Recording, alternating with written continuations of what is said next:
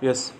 The argument that the relief should be denied to the respondents on the ground of delay and laches in approaching the High Court by filing writ petitions claiming refund is equally unsustainable.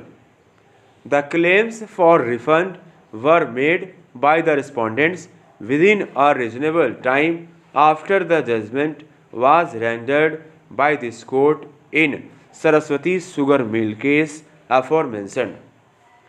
The respondents have paid water cess under protest.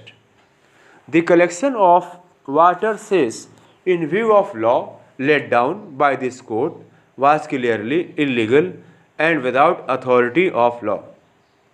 It is also not the case that where the rights are created in third parties on account of delay, if any, in approaching the court, and that by entertaining the writ petitions, the rights of third parties are prejudiced.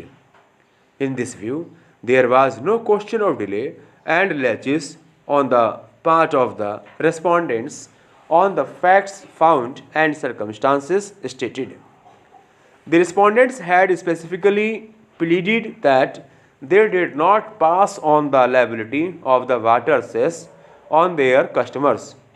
It appears that this contention was not denied by the petitioners before the High Court.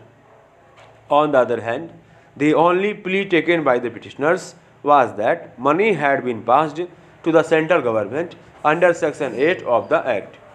It was brought to the notice of the court by the respondents that 65% of the sugar was sold by the respondents through public distribution system under the Essential Commodities Act. Hence, there was no question of unjust enrichment also in these cases.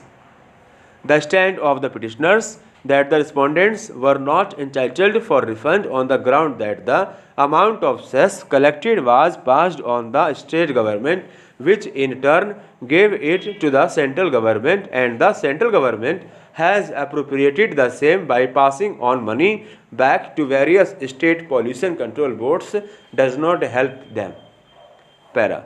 Before the High Court, they only stated that they made reference to the government in regard to the claim made by the respondents for refund and they were waiting for response. It was also not made out by the petitioners as to how they had difficulties in making the refund to the respondents. It may also be kept in view that immediately after the notices were issued demanding water cess, they were challenged. Even in some cases, interim orders were also passed in the High Court.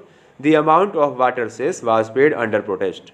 So, in this situation, when finally this court held that the very collection of water cess was without the authority of law, the claim of the respondents for refund cannot be denied merely on the ground that the petitioners passed on the money to the state government and in turn the money was sent to the central government and later the central government appropriated the same by passing it back to the state pollution control boards.